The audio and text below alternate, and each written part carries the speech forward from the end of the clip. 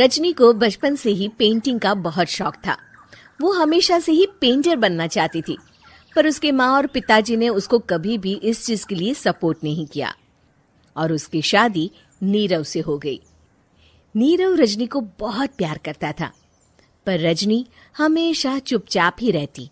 वो इस शादी से खुश नहीं थी। वो ये शादी नहीं करना चाहती थी। उसे तो हमेशा से पेंटर जो बनना था। अपने इस सपने को वो नहीं पूरा कर पाई, इसलिए वो हमेशा उदास रहती थी। रजनी, बहुत ही बढ़िया फिल्म लगी है, कल देखने चले? नहीं जी, कल मुझे बहुत काम है, मैं नहीं जा पाऊंगी। अच्छा तो कोई बात नहीं, संडे को चलते हैं। देखिए, मुझे फिल्म देखना पसंद नहीं है। आपको जाना है तो चले जाइए। नीरव को मना करके रजनी वहां से चली जाती है और अपने बैग को खोलकर उसमें बंद पड़े ब्रश और कलर्स को देखकर रोने लगती है। रजनी, चलो ना कहीं बाहर खाने चलते हैं, कुछ तुम्हारी पसंद का। जी, मुझे नहीं जाना, मेरी तबीयत ठीक नहीं है। रजनी वहां से चली जाती है।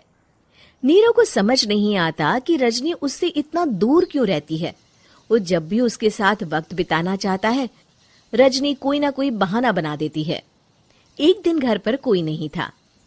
रजनी घर का सारा काम जल्दी से खत्म कर लेती है। घर पर अकेले होने के कारण वो सोचती है कि वो आज पेंटिंग करेगी। वो अपने कमरे में जाकर पेंट ब्रशेस और कलर्स निकालकर जैसे ही कलर मिक्स कर रही होती है कि दरवाजे पर बेल बज जाती है। अब कौन आ गया इस वक्त? इतनी मुश्किल से तो मुझे पेंट करने का मौका मिला है। रजनी दरवाजा खोलती है तो उसकी सास अपनी सहेलियों के साथ खड़ी होती है और सब घर के अंदर आ जाते हैं। अरे बहू, सबको शरबत बनाकर पिला दे, बाहर तो बड़ी गर्मी है। उफ। जी। रजनी पेंट ना कर पाने से उदास हो जाती है। उसे गुस्सा भी आ रहा होता है कि उसने इस शादी के लिए हाँ क्यों कह दी। वो रसोई में जा रही होती है कि उसकी सास उसे रोकती है।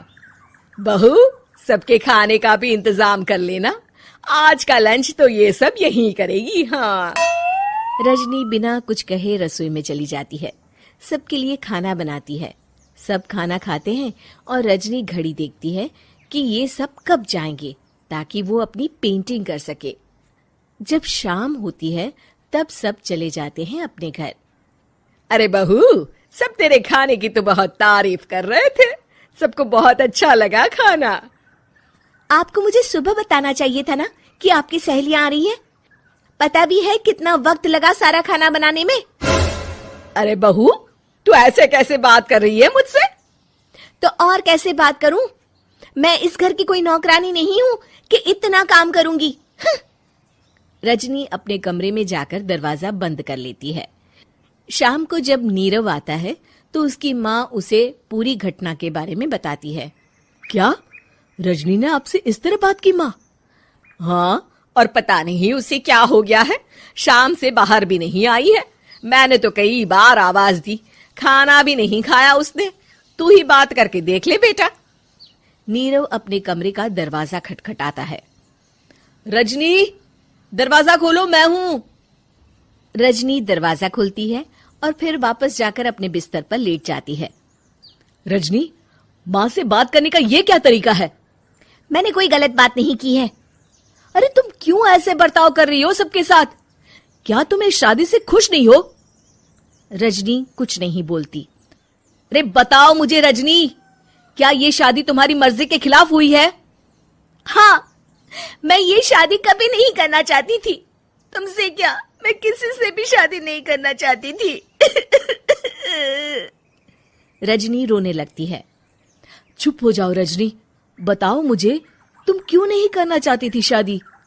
रजनी बेड के नीचे से अपने पेंटिंग्स, कलर्स, ब्रश, पेपर्स निकालती है। इतने में उसकी सास भी कमरे में आ जाती है।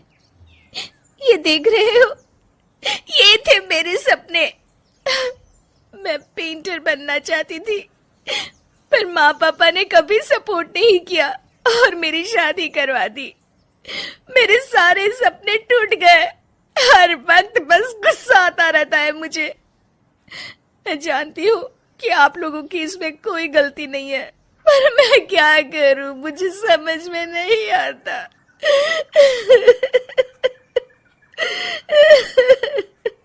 रजनी फूट फूट कर रोने लगती है।